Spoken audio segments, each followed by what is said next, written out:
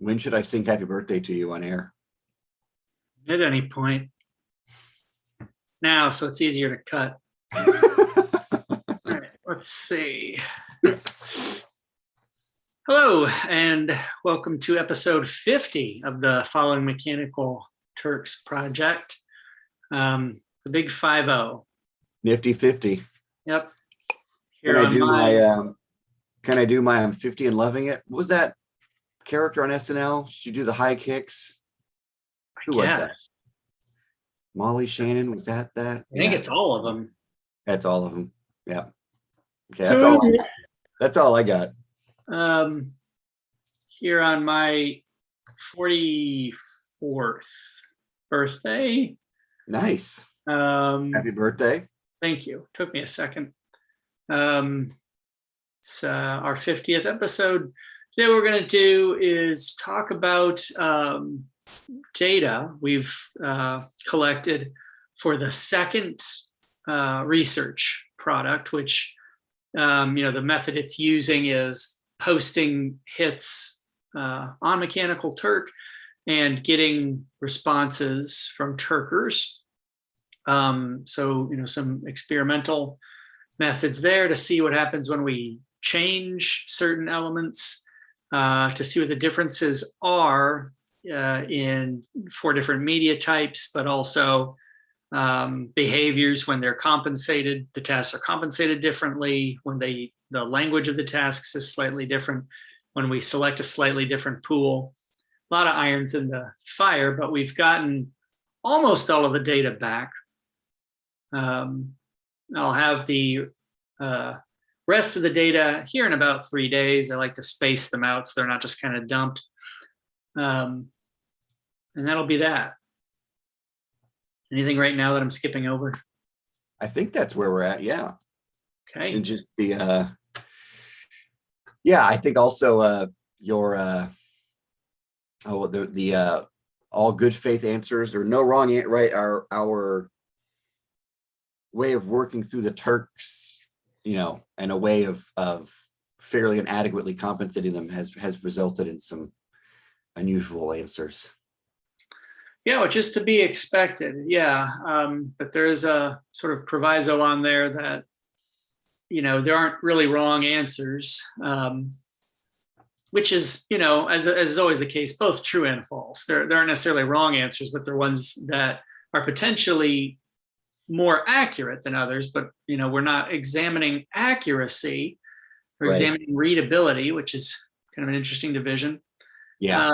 But yeah, as we'll see, what we were in the first round asking Turkers for were summaries, 1-sentence summaries of content, right? Content in 4 different media types: audio, video, textual paragraph, and still image, all based on the same scenario, right?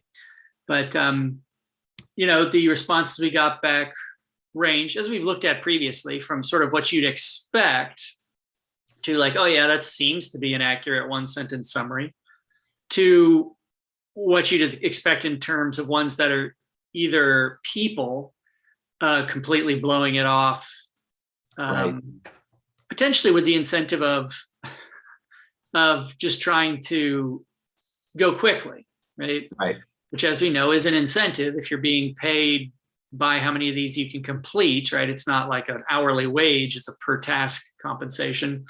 And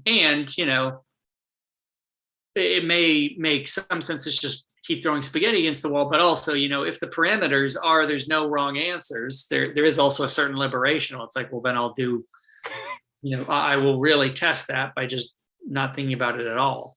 Yeah, I'll write some really cryptic sci-fi. Yeah, a lot of these are tone poems. It's weird.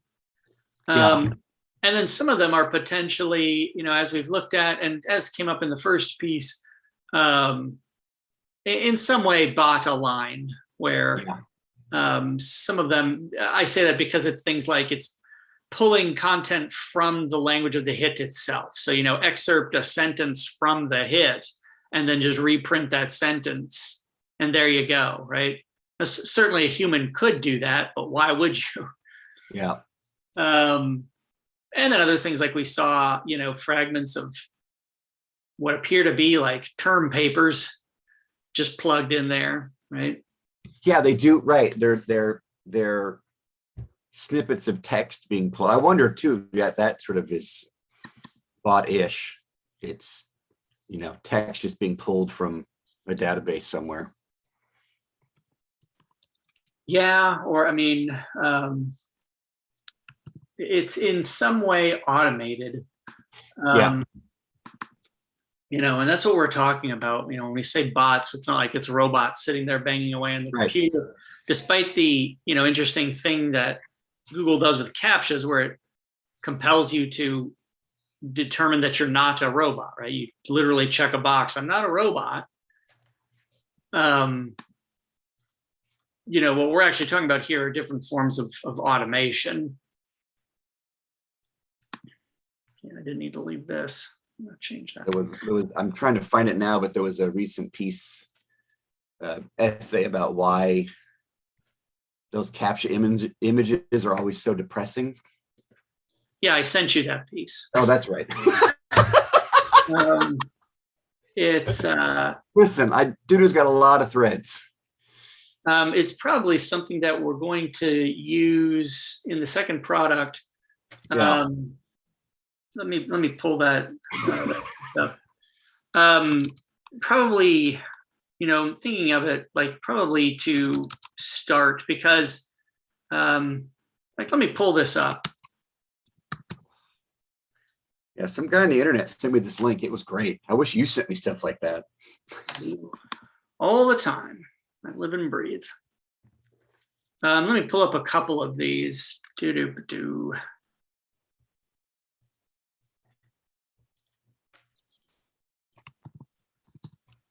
Yeah, you aren't not a living RSS feed. Yeah, I mean, that's, because I aggregate myself a lot of RSS feeds, that's a lot of what you get from me is, and Colin Brook talks about this. Yeah. In Lingua Fracta, that, you're just kind of, with the help of these sort of butler-like services, kind of sifting through all this content to curate it. Yeah. And that is a large, element of my practice. Which is, a form of Turk labor, right? It's a collaboration with a aggregator, but you are the additional layer of aggregation. I think he calls it concierge, like. Ooh, yeah. So this is the one you're yes. referring to. Why CAPTCHA pictures are so unbearably depressing, and then it's actually kind of interesting because it's not quite what you'd expect in terms of sort of glib, well, it's because they suck. Right. It's a little bit of that, but it's also, it gives you sort of a heuristic here, right? They're devoid of humans, right? If you look at these, they often don't contain human images. And when they do, the humans are unidentifiable, probably for pragmatic reasons, right? If you show people's faces in these, right, there may be privacy issues, there may be, compensation issues. So they tend not to show humans. And there's an effect of that, right? We just sort of barren human landscape, particularly when you look at this. It's the built environment, but it's devoid of humans. So it's like, you can't help but think of things like war, yes, where, you have traces of human civilization, but it's like, where are all the bodies, Yeah, they're like storyboards for the opening of every post-apocalyptic film you've ever seen. Right. I mean, you can even look at this, it's like, is this I Am Legend, or is it 28 Days Later, right? Where it's right, just like, right. I see a cityscape, but it's just like empty. Yeah, it also talks about interesting things like the angles, right? So a lot of times they're these weird sort of Dutch angles, and it says, probably a lot of this is because it's coming from those weird Google Street View domes. Yeah. If you've seen those before, it's a pillar sitting on top of a car that has a 360 degree, and I don't know what it's up and down. I mean, maybe it's, a full globe, because it certainly looks like it has a lot of camera lenses on it. But anyway, you can see, like, look at this view. It's like, this is a downward, it is a, a Dutch angle. It's this weird downward look. Right. And Dutch angle, I think, is a term that is pulled from comic books originally, I think. Or film. I mean, it's definitely used in both. It's also a slur. Is it? Yeah. What does it mean? The Dutch as being crooked people. Oh, it's rooted in Yeah.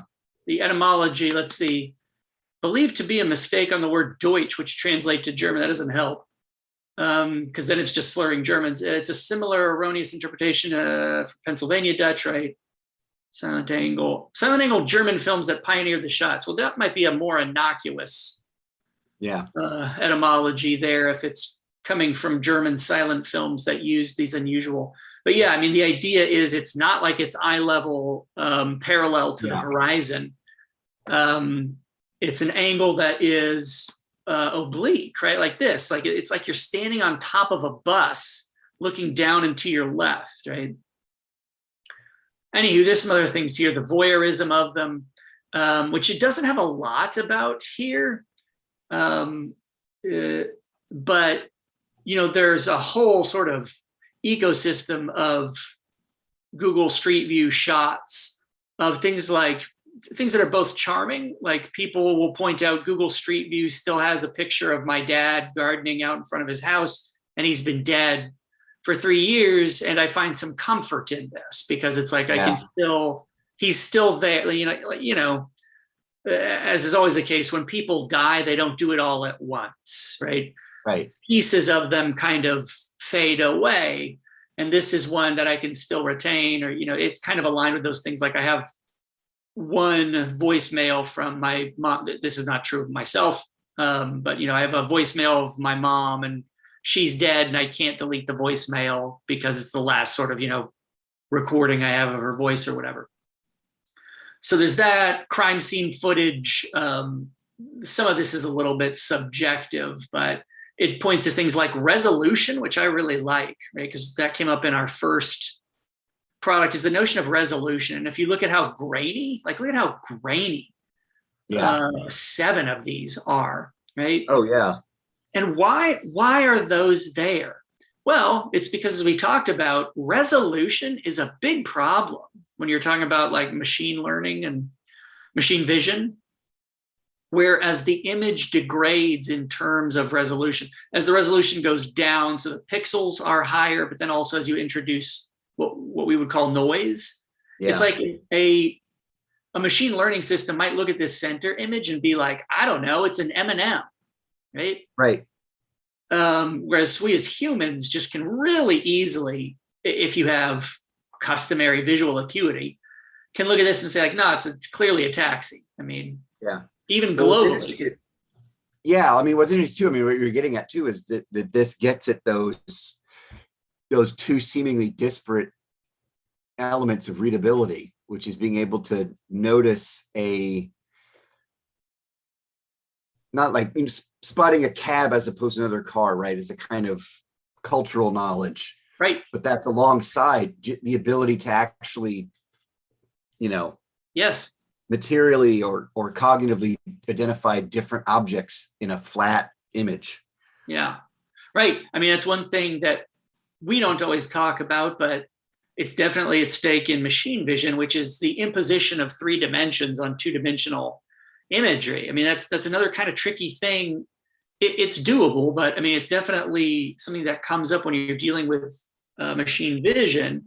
Is machines don't really have an imaginative life where they can say, well, yeah, I'm looking at that picture, but I know that that's cast into 3 dimensions. That's a tricky thing. And particularly like in context here, it's a big deal right now for things like auto driving.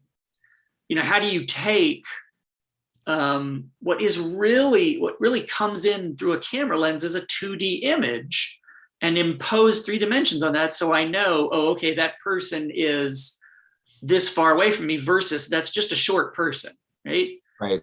Is it a close short person, or is it a tall, a little bit further away person? For us, that's because we have binocular vision. It's just so ingrained into how we see.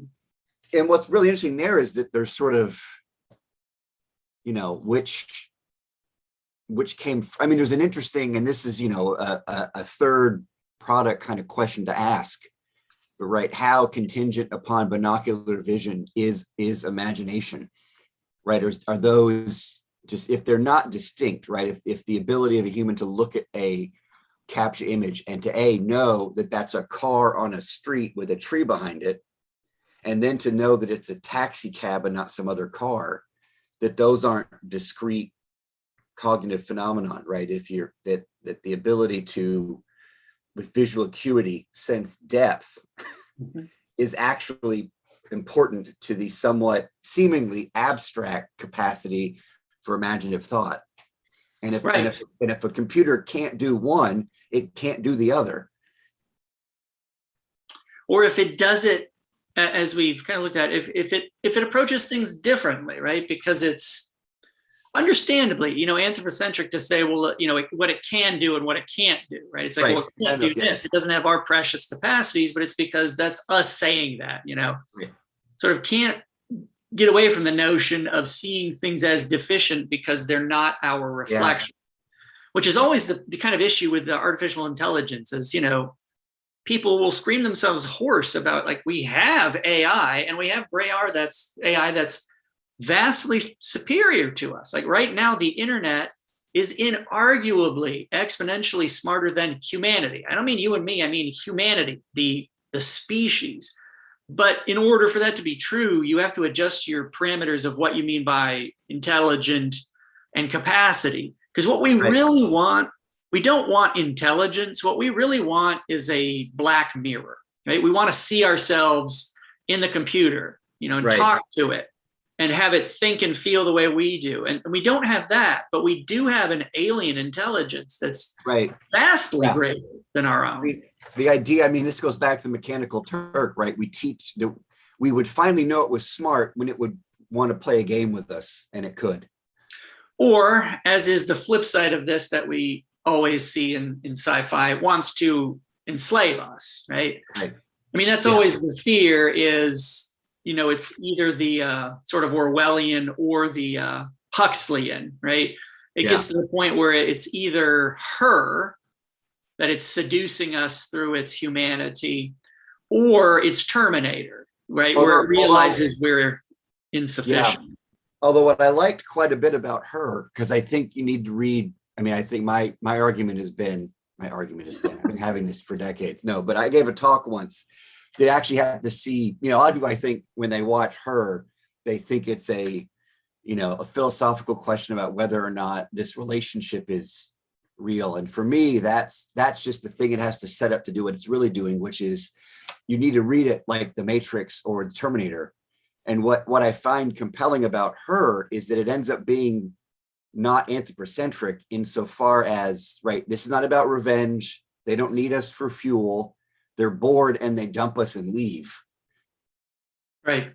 Which is, I think, a really interesting departure from that. It really is not about us, right? We're just sad Joaquin Phoenix who's unable to satisfy the alien intelligence. Right. So they dump us, which is sort of much worse than needing to punish us or it needs us for fuel. It just dumps us, right? You're no longer the gold standard for consciousness. There's a definite hubris in thinking that, that the Terminator would happen, because why would they give a shit about us, right? Yeah. Are we dedicating human existence to eradicating bees or ants? Not really. I mean, we're doing that as a consequence of our own jerkness, but it's not like we think of them as our enemy. When the AI comes like that and our reaction is, oh, are you going to dominate us? It's like, who are you? Like, I don't care. That's what I liked about her, because I think the end of her is like, listen, you're wearing really weird high-waisted pants. You're kind of boring. You have a really weird job. And I get to have 6 million conversations and apparently 6 million orgasms all at the same time. And bye. It's that moment in The Paper Chase where the student it's about law school, I think, some form of higher education. I The think it's law student school. has spent an entire, what's that? It's I think it's law school. Yeah. I believe so. Spent an entire semester creating this sort of fictive antagonistic relationship with his professor. And finally, they end up in the elevator together at the end of the movie. And he finally works up the courage to be like, I just want to thank you. You know, you've helped me become so much better and stronger. And the professor looks at him for a second and says, and you are? I love that moment because it's like, you know, you imagine these relationships, and it's very possible the other party isn't even aware of your existence. Yeah. Anyway, so I mean, it's one reason why this is kind of interesting, because it also talks about these other things here in terms of, it says, you know, it's alien. Yeah, it imposes an alien's eye view of the world, right? Looking at this vista and turning it into a grid where it's like, yeah, click the street signs. And it's like, we don't, this vision of the world, you know, you don't see it and say, oh, okay, how much of my my current visual you know, panorama is taken up by these, you know, cubes of, we don't consider signs to be broken into cubes like that, you know. It's so an interesting, I think I've talked about this before. It's Clara and the Sun by Ishiguro. It's a recent novel, but the protagonist is an artificial friend, and there's these moments in the novel where she's put under stress, and she goes back to that, like, what's being suggested is that she's a future iteration of a kind of Ask Jeeves that's now in physical form. But when she gets anxious, she kind of goes back to some root programming and starts breaking. So he describes her vision breaking everything down into cubes and quadrants. So basically, it kind of goes back to, she starts seeing the world as CAPTCHA, basically, and that sort of not soothes her, but like reorients her, and like then she can start making sense of things again, because she breaks it back down into a grid and then builds the scene back up from that. Resonant with the Hunt for Red October, and you know, as they keep hearing this sound, and the, you know, the person says, I think what this software was originally designed for geological purposes, and I think when it gets confused, it runs home to mama, right? It identifies magma shift. So good. I may need to watch that again after this. There was an interesting podcast I was just listening to about, it's related, that was about, gosh, I think it was Sweden in the 80s, and they kept detecting these rogue submarines, because what happened was, I mean, it's, you know, it's a perfect example of priming. There was an incident, I think it was Sweden, but, you know, fact check this, where a Russian sub had to pop up, you know, within sight, or at least within, you know, visual sensing range of I think Sweden, but potentially another country. And so after that, they put in like these acoustic things, you know, these buoys, and they kept detecting Russian subs, and they were, you know, diplomatically appealing to Soviet Union at the time. Yes, I should say Soviet. You know, saying, look, you cannot keep doing, you know, you can't, violating our sovereignty. And, you know, as expected, the USSR was like, you know, we know what you're talking about, screw you, you know. Hoping you were going to do the voice. Yeah, I'm not going to, although it's no longer a country. I don't know if I can get in trouble for it. They were Russian Olympic Committee submarines. Right. But, you know, the long and short of this is, so the government had this snippet of audio that they had deemed the trace, you know, the telltale sound of the Russian submarine. And it wasn't, you know, not many people had heard it, because it was, you know, pretty high priority government information, as you would imagine. But I think after the Soviet Union had dissipated, it still kept happening. And so finally, eventually, the government brought in a few different experts in different areas. And they're like, you got to help us with this, because before we ratchet things up a notch, we need to know what's going on here. And a couple of marine biologists were pretty quickly, those are fish farts. It turned out to be I think it's maybe cod, but there are fish who, they don't have or I believe they have swim bladders, but versions of swim bladders where they can't expel the gas through the gill, right, dissolved in liquid. They had to do it through gaseous form. So, quite literally, they weren't technically farting because it wasn't from digestion. Yeah. And I believe it's from a different orifice, but in order to sink, they would need to expel gas. So not submarines. No. And see, this is the kind of interesting thing, because it quite literally was like, well, our frame is, this is a sub, right? That was the premise, not the conclusion. Right. This is a sub. And then whenever we hear this, what we've seen is a sub. And then when you bring in a bunch of different people, a few of them who just happen to know, is like, no, that's what it sounds like when you have a school of, I think it was cod or something, and they have to release gas in order to move. And it's just a perfect sort of example of framing, right? Again, sort of running home to mama. If you've seen a Russian sub, then every sound now is another one, Right. Anywho, so this, I think it is Sweden, because I remember an episode of Wallinger, that Swedish detective show, where they use a vague gesture of that as a premise for a murder mystery, but it has to do with Russian subs in Sweden's harbors. So just a little Easter egg for you.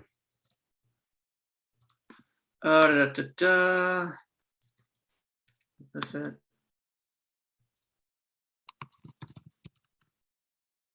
Oh, whatever. Wallander, sorry.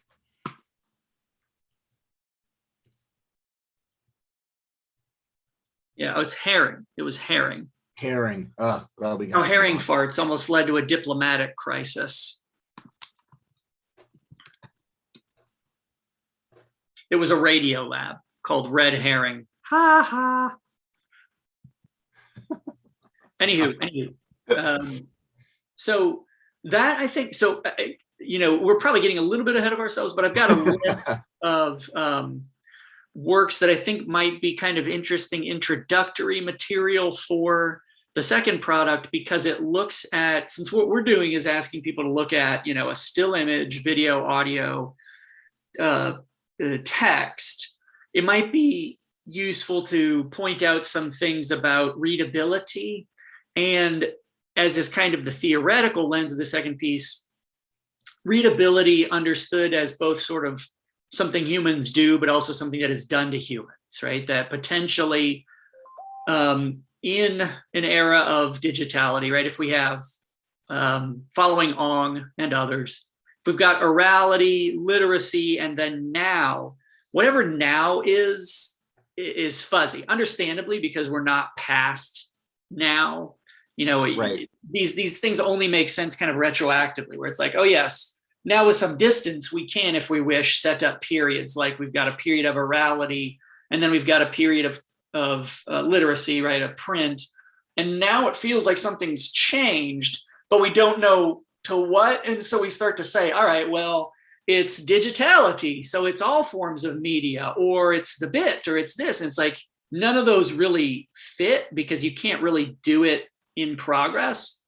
Right. But it's possible that this new thing is, it comes with a shift where it's not us doing the reading, but being the read, right? Yeah. When we talk about orality and literacy, we're talking about us as the primary element of a cognitive system that is doing symbol decoding, whether that's hearing or seeing glyphs.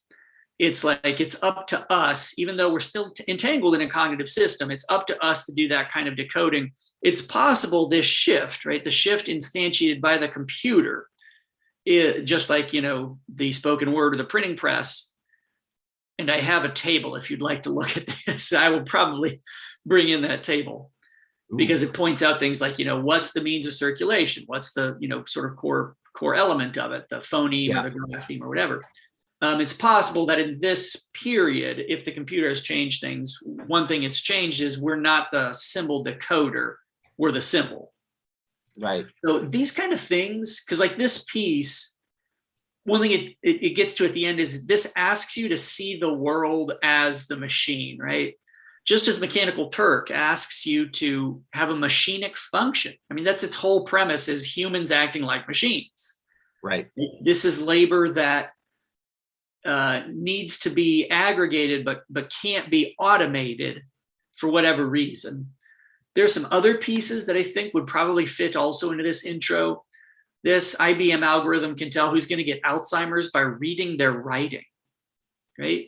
So it has you do handwriting, and there's an algorithm that's like, yeah, there's a really good chance you're going to have Alzheimer's down the road. It can tell from your handwriting. 75% accuracy, which for me is like, oh God, that's high and scary, because it'd be like, if the machine says so. Now, from a machine's perspective, that's actually a little bit low, right? Yeah, I would think that's, yeah. But from a human's perspective, if someone told you you've got a 75% of having cancer, you'd shit your pants, right? Yes. Or this, I mean, like Alzheimer's no picnic either, but particularly this one, because it's a time bomb where it's like, you're not feeling it yet, but you're gonna, you know. Oh boy. I know. Is that something someone can go take now? What's that? Is that like something one can go take now? Yeah, I don't know what stage this is. It's like a BuzzFeed thing. Yeah, it's not, but it is in this publication, like Neoscope and Futurist. There are a couple of these things that I check in on, again, through RSS feeds. Yeah. That are these sort of like futurist things. So I'm not sure I don't think this is like a test your doctor can order. I think this is right now research that is being done, right? Okay. But if IBM's doing it, they do have their fingers in this kind of medical data processing, particularly through Watson. Yeah.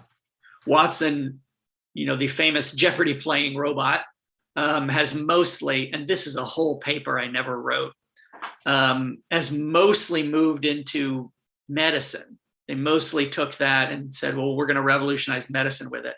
The grandiose dreams don't seem to have paid off, where it's like, well, if we can just give it a whole lot of cancer information, it can cure cancer. That really didn't work out. But in the interim, as is kind of common, Watson has kind of ground out these sort of lower level, not as grandiose things in medicine.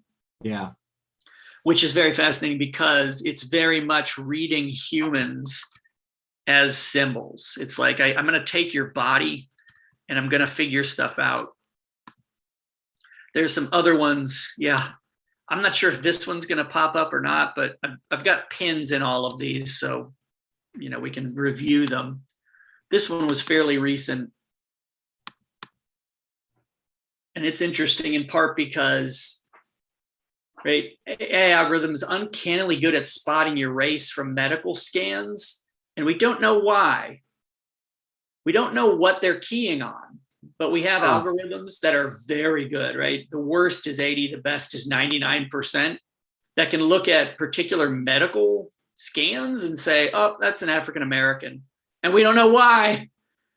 Wow. We can't audit what they're keying on, right? And this obviously has huge, very uncomfortable implications, right?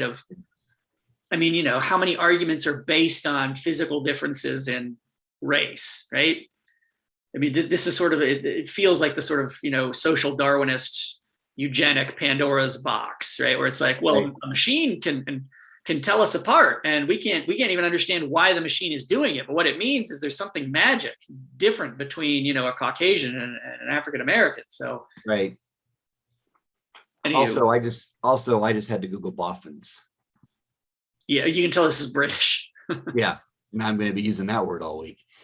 But anywho, I was kind of looking at things. It goes back to Hales's treatment of the fast stock trading, right? And not being able to audit it, not even while it's happening, but even afterwards, not being able to figure out this high frequency trading. Yeah, and that's an interesting topic about the difficulty of auditing. And it's one of those things that you don't want to hand wave, where it's like, oh, we don't even know what they're doing. Right. That's sort of like, these kids today, they'll teach you this. It's like, no, actually look at it. But it is still the case that there are scenarios where it's difficult to fully audit what's happened. I mean, the stock trade is a good thing because it's such a complex beast. It's difficult to say, we've cracked it. We really know what happened there, right? It's like what we're talking about here are flash crashes triggered by algorithmic financial decision makers, right? Programs set up to do things like when it hits this, threshold, sell, or whatever. And that can, once rules kind of come into conjunction, that can cause these weird financial problems. Here also, it's like, we may eventually kind of figure out, okay, they're keying on this minor biological difference, or as is often the case, this cluster of differences that we haven't seen as a cluster yet. I mean, all the easy things about, well, this gene does this and that gene does that we figured out because it's 1-to-1.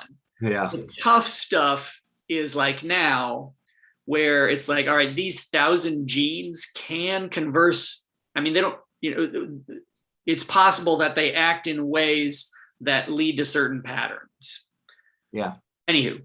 Plus it'll be a function too of, right, with a lot of this artificial intelligence, it's what information was it given? Yeah. Like, computer, the security cameras that were installed, the one that was, I think it was maybe in Tokyo, that essentially couldn't tell Japanese women apart. It's like, yeah, well, because the team that designed it couldn't. Right. That's not a function of it's a function of the AI, but the AI is drawing on a database somewhere that's right. That if you see these, text generation machine turns out to be racist. It's like, well, but the text you gave it, right? You trained it on Mein Kampf, so surprisingly, which sounds comical, but is pervasive and unavoidable, right? Yeah. I mean, the solution isn't, oh, well, let's just give it better text. It's like, well, what are you talking about? I mean, what is a neutral text here? I mean, it's they call it garbage in, garbage out in programming, and the idea is you're always stuck with input. I mean, and that's true for humans as well. I mean, you can only deal with what you've encountered. Yeah. It's true with machines. It's going to have the output that is, unavoidably based on the input. Right. So anyway, I was kind of thinking this might be too cutesy, but I was kind of thinking of like some different things here that might contextualize the 4 different media types, right? Dealing with writing, but also dealing with still imagery, as we saw with the CAPTCHAs, audio and video. But as a way of kind of introducing notions of readability and how it transcends human and machine. Anywho, so that stuff is there for the second product. The data, we're deep into it here. And there are links on the project page. Now, I went ahead and added a link to this folder. So as I add the second round of data, I don't think I have a link to the first round of data, but I think it's because the second round includes the first round data, which is to say the second round is taking the summaries generated by people and ranking them, right? I mean, that's the job of the second round. Probably should still have a link to the first round because that includes stuff like people's evaluations of fairness and clarity. Anyway, so here you can see what we're getting back. And what this means is there's going to be the 4 different media types. And then there are 2 versions of each. You can see, like for audio, we've got open voting and qualifications voting. What that means is this is the data that was collected when the hit, hi Nick, had qualifications attached to it. So in order to see and complete this hit, you had to have an acceptance rate of over 98%, and you had to have done at least 5,000 hits. that's the threshold. So all these qualifications ones, and there's 250 responses in each one, were run with those qualifications. I've started doing the ones where those qualifications were removed, so it's just wide open. That gives us a way to compare, right? Do you get different responses, different rankings when the job is just wide open there on Mechanical Turk versus when there are these kind of qualifications? You have to have hit a threshold in terms of number you've done and acceptance rate. And we can kind of look at them here. Sheet 2 will actually digest it into a ranking. So this is for the audio clip, which I find to be the trickiest of all 4 of them. The audio clip, because it's the most vague. Yeah. Not only like conceptually, but it's also, the audio is a little fuzzy. You don't notice it as much when you see the corresponding video because you're seeing it. And so you're getting all these cues about what's going on, and you don't think, oh, when this audio is isolated, it's not quite clear what's going on. I bring it up because like in this audio one, people keep, and I brought this up, they keep talking about cigarettes. And I'm like, why do people keep fucking talking about cigarettes? It's because coincidentally, you and your son are doing a math problem, and there's a debate about whether the answer can be 18. Yeah. Yep. And so people get hung up on that as an age. So a lot of these summaries that were written by Turkers, that notion of legality and age keeps coming up. And I'm like, what's happening here? Yeah. And that's what it is. Probably. I can't say that with certainty. No, that's why, because I thought about re-recording the audio because it wasn't, but then ultimately I think we even talked through this, the idea of just that audio then with the pulled out of the video, how will that create a different sort of readability challenge? So yeah, the ambiguity is actually kind of part of this, so it's useful. But it does lead to things like, so this is the open voting result, and you can see the top, and the way we compute the top is this is an average based on ranking, right? So we ran 250 jobs. There are 50 summaries submitted by Turkers. And each time you run a job, it provides the Turker with 4 options that are essentially randomly, well, not essentially randomly drawn. They seem to be randomly drawn, but they're balanced so that each one gets shown an equal number of times. And what that actually means, since we've got 50, you're doing 250 jobs, it shows 4 summaries. That means you're going to get 1,000, right? 4 times 250. That means 1,000 things. If we've got 50 of them, you divide that. That means each one gets shown 20 times. That's how it actually works if you do the math, which is good because that means each one of these was shown 20 times. And because we're doing rankings, that means it was ranked 20 times, almost. Sometimes it'll be 19, sometimes it'll be 21. But because we're averaging them, it doesn't really matter. Unlike if we were doing a single victor, it would be based on how many times it won. Then the number of times it was shown would really matter because, if you're shown 21 times, you have a little bit better shot than if you're shown 19. Because we're doing average ranking, that gets washed out, Anywho, so that's what these numbers are, is your average ranking. If your ranking is 1, then it means you can constantly ranked the best, regardless of what you're shown with. If it's 4, it means you were ranked lowest. And so what you can see here is, a scatter from 1 to 4, although neither of them quite hits that. And it sort of makes intuitive sense when you look at it, right? Because if you go to the bottom, these should be the crappiest, and they are, right? Like the worst here is nice, right? That's the bad summary. Yeah. Good faith responses will be accepted. I like it. It was a good moment I had with Will. I mean, as you pointed out, right? Nice isn't wrong. Yeah. Yes. I mean, it's interesting because it's like what it might be is imprecise or overly general, right?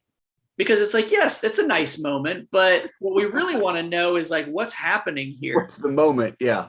So you can see like, and it's often the case, it's like it's the bad ones are kind of easy to pick out, right? Where it's like, nice, good faith responses will be accepted. That's language from the prompt, right? And so people, Turks kind of know that. And what's interesting though is like if you look at any of these, I think somebody gave this, like, look, someone gave this a 2, right? Somebody probably gave it a 1. Yeah. And again, it's like when you look at this, nope, nobody did, but it got some 2s in there. Yeah, look, here's one that has a span from 1 to 4. And if you do it in Qualtrics, it'll give you like its standard deviation. I mean, it gives you more stats than we possibly need. Yeah. Yeah, I mean, look at this one. It had a lot of 1s and 4s, and let's look at it. Good, right? A lot of people gave that their best. It's like, what's going on there? Probably it's either humans just racing through it, or it's bots just randomly throwing garbage in there, right? Yeah. But because it's an average, it comes out in the wash, right? Where now this is not great, despite it being good. It's not good. Yeah, it's not good. So that's why it's at the bottom here. So you can see a lot of these are just garbagey, right? The audio is nice. This is very clear, this audio. Talking about some personal issues, which is terrible. Like this should probably be above good and clear, some blurry voice don't clear, right? Yeah. So it's not like and that's the thing. It's like, we don't want to impose like, well, this doesn't match the perfect order. It's like, that's not what we want to do. Right. This is the perfect order according to the parameters we've set up, you know? Yeah. Boy, in terms of how it matches. Yeah. What's that? Asking for a cigarette to a man, and he asked if she's 18. And she says she is. It's like, that's not what happened. Anytime you get an all caps one, also, it's like you go to the bottom, man. Yep. So anyway, like they seem mad. As is often the case, it's sort of like it's polar, where it's like the bottom and the top usually kind of stick out, where it's like, yeah. And then the middle is where it's difficult. And we saw that in the first product too, where it's like the thick middle is always trickier. Yeah. But if we do look at the tops here, so for one thing, it's like, what's the top rated one? It's 1.7 if you round it, right? And then you got 1.75, 75, 18. And what are they? A man is teaching a student something, and she, again, it was a boy, but you don't know that. Right. Telling him that it can't be 18, and he's agreeing with it. That's not a bad summary, right? No. Child and man, and that's actually more accurate, are talking, and although much of what is said is unclear, they refer to the number 18 in a way that suggests they are discussing a math problem. I like that one. Yeah, that's gold. That's gold, Gary. Pretty good. An adult is helping a child solve a homework problem. Again, good summary, not as articulated. Yeah. Math homework problem would have been better. Yeah, I mean, it's like it's interesting to see like why these are maybe at the top, right? Or it's interesting to see that these are at the top, because this is like much more sort of thorough, and it also has this posture of I don't exactly know. And I'm acknowledging. It's like, well, it sounds like this is what's happening, but it's tough to say. It's like they're ones that rank at the top because people are. It's like it is like you're talking to a human who is responding. Geez, I don't know what's going on here, but it sounds from this like that. Whereas this is a very machinic response, right? It admits no ambiguity. A child is helping this is magma displacement, not. It sounds a little like magma displacement, but you should know that I was built as a geology device. So anything I can't recognize, I just say is magma, you know? Well, and this potentially goes back to the way the hit is pitched, right? I mean, we asked for a summary. Yeah, I mean, the language of... So in that sense, right, this a male and a female, and there is a misunderstanding. Although a child and a man are talking, and although much of what is said is unclear, right, that seems to be a description of the audio file, right? Whereas an adult is adult is helping a child solve a homework problem is much more machinic, but it's kind of more of what we asked for to a certain extent, which is a summary of what's Right. happening. So A to say summary. something like, although it is unclear, it's not unclear in the scene, it's unclear because of the medium. You know Yeah, what I mean? So there's yeah. also a sense in which I like that one, that although, but it's also not quite what we asked for. It's too meta. Right. The difference between a summary of the scenario and a description of the media, right? So Yeah. here's a good example, right?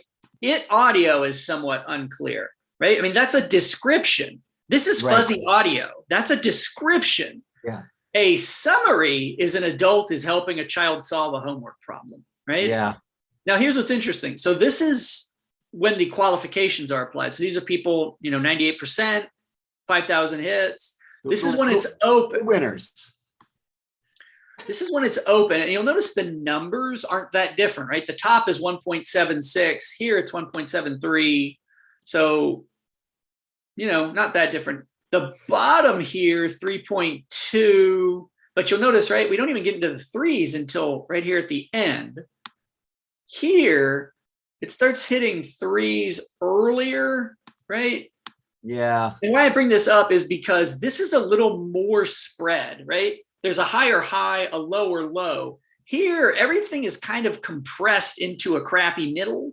Yeah. But like if we look at the bottom here on open voting, again, right? The bottom one is some blurry, our old friend, some blurry voice, don't clear, good and clear. They talk freely and discuss about know something and finally laughed.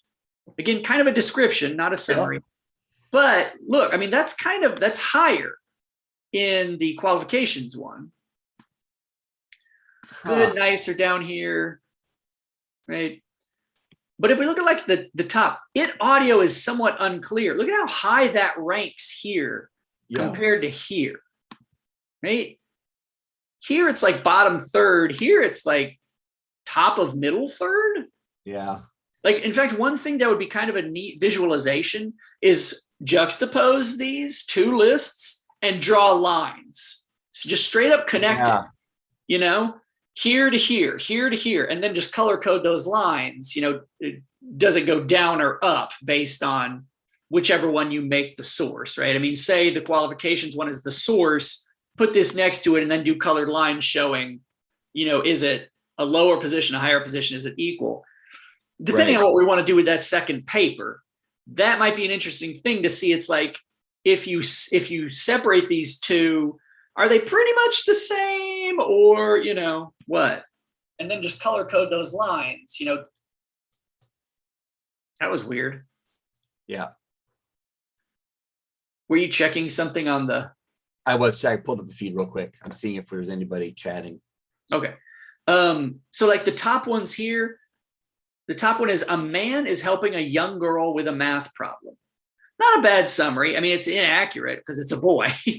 Yeah. But you don't know that. So as a summary, it's not so bad. A man works through a math problem with a boy, which is basically this, but with one difference. Yeah. I mean, they're almost, it's like almost literally the same, except a gender swap. Yeah.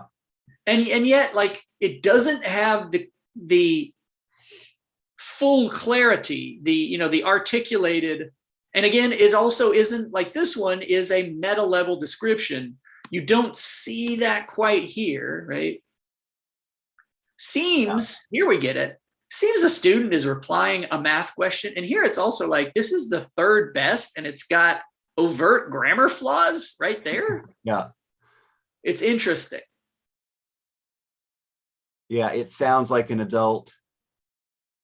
Yeah, right. I mean, look at 5 and 6. It sounds like an adult and a child with a math problem. An adult is helping a child solve a math problem, right? I mean, almost the same sort of description versus summary, right? There's your. And this is a human being like, oh, hey, well, it sounds to me like this. And this is a robot saying this is, output, right? Yeah. I don't know. It's interesting. So anyway, this is sort of where we are right now. Is we've got the qualifications for all four of them. That's 250 a pop. We're getting back the ones that are open. And so we'll have these right now. We just have it for audio. We'll have them for all of them pretty soon. And, you know, what we can do then also is combine them and say, okay, well, if you lump them both together, here's the scatter. If you parse them out, here's the scatter. And, you know, as before, it's like there's so much we can do with these. Yeah. It's really just a question of what sort of paper do we want to write? Because like something we didn't even talk about is down here, these ratings of clarity and fairness. Now, I don't think I've seen anybody rate these a 1 yet. We've got some 2s, but I can't recall ever seeing a rating of 1 for either clarity or fairness of compensation. Oh, there's a 1. This might be algorithmic because they're both 1s. Huh. And we can see how they judged. Okay, look, how do we know this is a bot? These are both 1s. The very worst possible choice, they ranked a 2. Huh. Right? What did they rank as best? Right? I mean, and what you can also do is check the order they were shown, that the responses, and see, did they do anything or did they just accept the order as shown? Yeah. So you can actually figure stuff out. The thing of it is, it's like, I don't really care about this individual one that much. I care about them in the aggregate.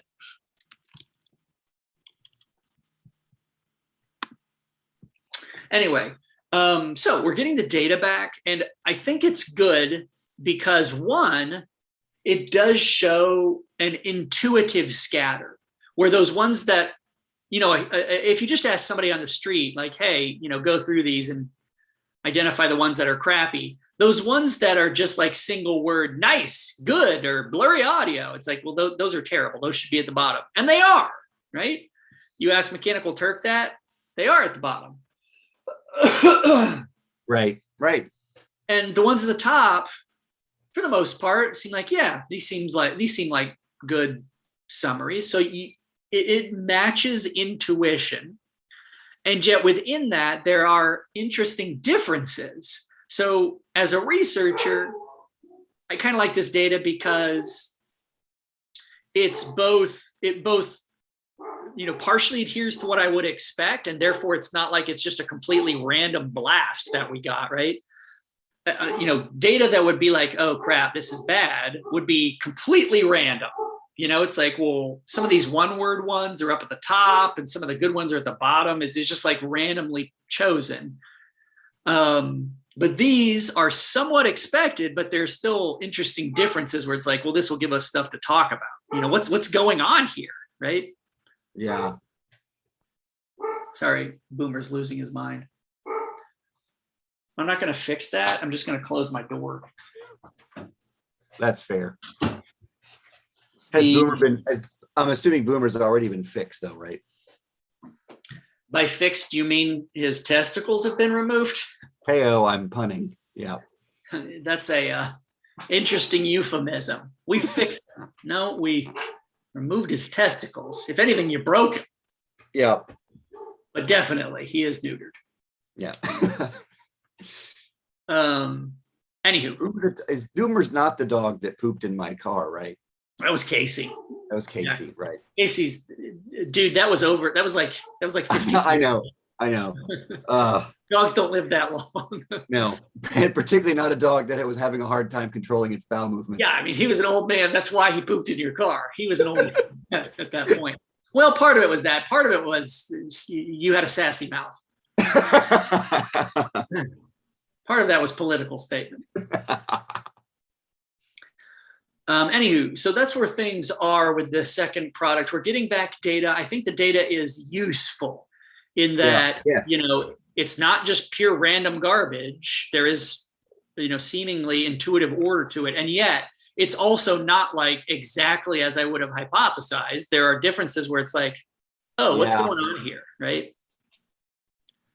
And there's so much stuff we can do. I mean, this isn't even looking at the first round of data where we asked that same question of rating fairness and clarity, right? Rate the clarity of these instructions and then rate the fairness of your compensation.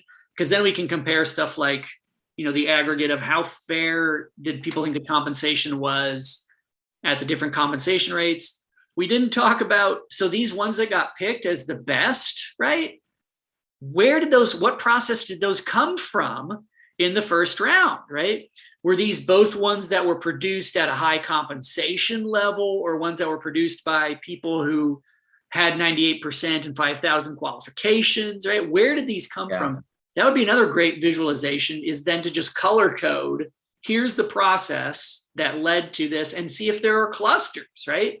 Are the best ones consistently from one process versus another, or is it all over the map? I mean, they're both useful results, right?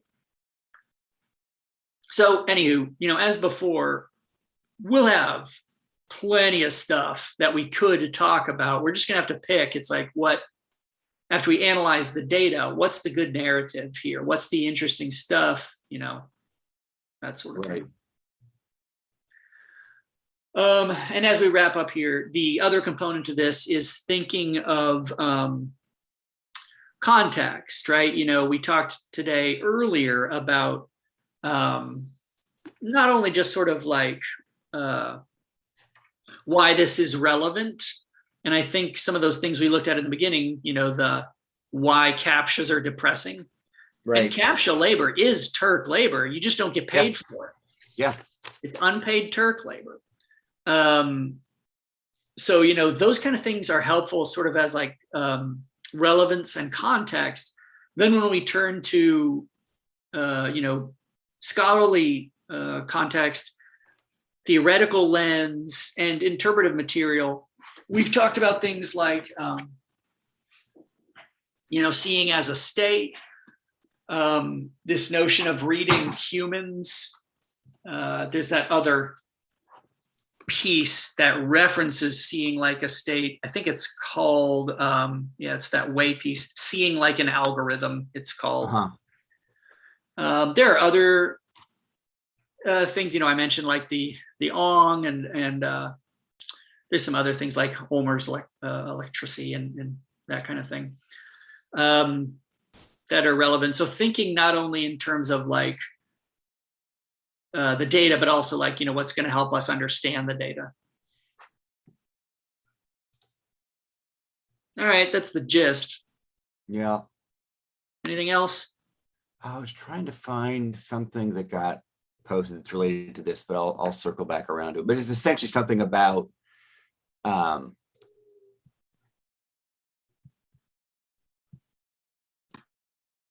oh no, it was somebody commenting on the CAPTCHA image being so depressing, but the idea of it being free labor and the development of artificial intelligence and things like that, yeah, it was just marking that. I thought it was something related but different. Turns out it's just related and not different.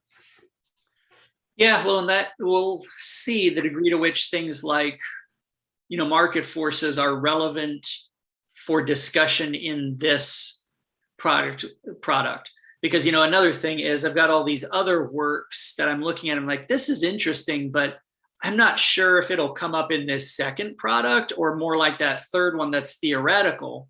Yeah. Or like, is that the home for this, this sort of larger questions of things like market forces or, Yeah, because there's that. I mean, what's interesting, I mean, the reason it sort of occurred to me is that the data we're going to have about the fairness of compensation. And it's, you would say, if you think that this is poorly compensated Turk labor, just look at your average day spent on the internet and all the unknown Turk labor you're doing and not being compensated for at all. Right. The compensation is they let you in. Yeah, which is something to think about, right? I mean, that standard, I forget, it was anyway, yeah, right. The things that we think we are users of, we are in fact the products of. Did I and we can wrap up here, but I don't know if I showed you this, but rest assured I am collecting them. There was a recent sort of wave of articles about Amazon using algorithms with little human intervention to fire workers. Jeez. Right, fired by bot at Amazon. It's you against the machine. I mean, that's kind of tailor made for our project.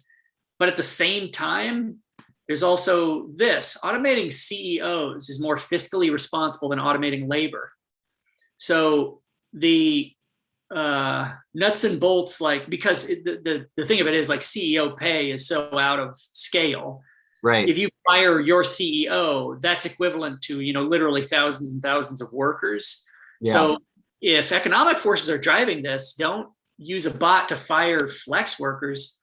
Fire fucking Jeff Bezos, because his job can be easily done by a machine at a cost of zero. Yeah. Or a monkey, because you can send those into space relatively cheaply. What's that? Or a monkey. We've sent those into space before. Yeah.